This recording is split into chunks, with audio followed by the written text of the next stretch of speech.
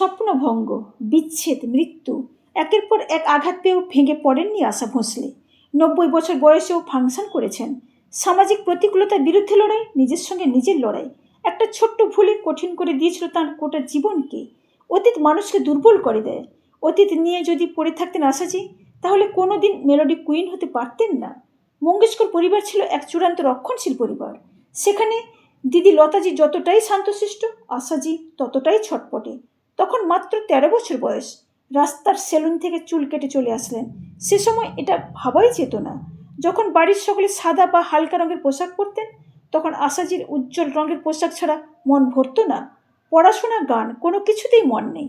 9 বছর বয়স পর্যন্ত বাবা দীননাথজির কাছেই নিয়মিত শাস্ত্রীয় সঙ্গীতের তালিম নিয়েছিলেন। মাত্র 9 বছর বয়সে তাঁর প্রথম প্লেব্যাক শুরু হয় মারাঠি ছবিতে। দিদি লতাজির সঙ্গে বোম্বে ফিল্ম ইন্ডাস্ট্রিতে পা রাখা।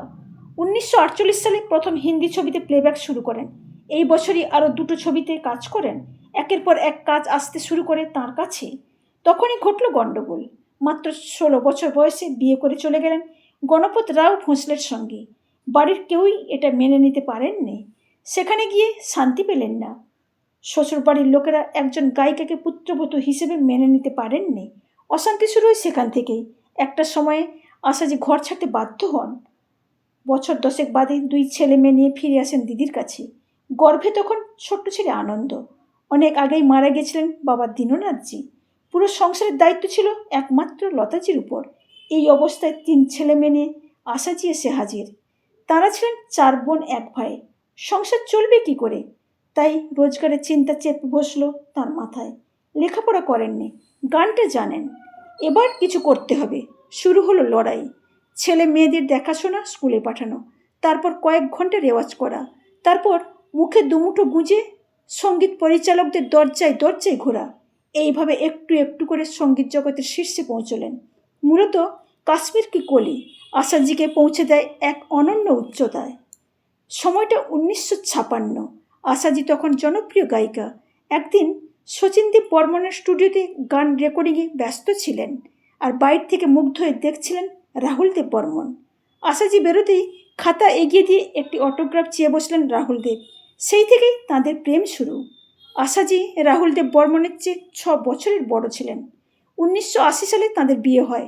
সম্পর্কটা কখনোই ছিল না চেনা ছকে বাঁধা। কখনো অভিমানে কথা বন্ধ, কখনো আবার দুরন্ত প্রেম।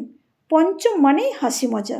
সেই রকম মজার ছলে আশাজিকে দিয়েছিলেন একটি ঝাড়ুর সঙ্গে একটি গোলাপ উপহার। সঙ্গীতের সাধনায় তাদের জুটি ছিল অনন্য। রান্না করতে ভালোবাসতেন আশাজি। সর্ষে বাটা দিয়ে মাছের ঝাল, শুক্তো, ইলিশ ভাপা, আরও কত কী। 3 রকমের বিরিয়ানি করতে পারতেন।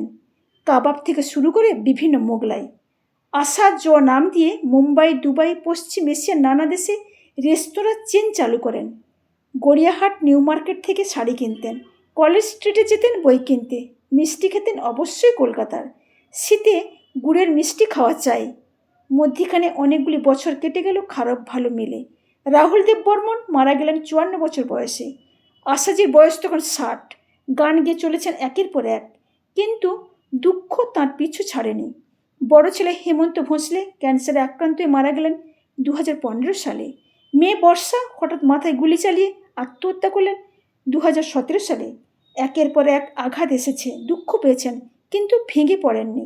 শির দাঁড়া সোজা করে লড়াই করে গিয়েছেন সমস্ত প্রতিকূলতার বিরুদ্ধে।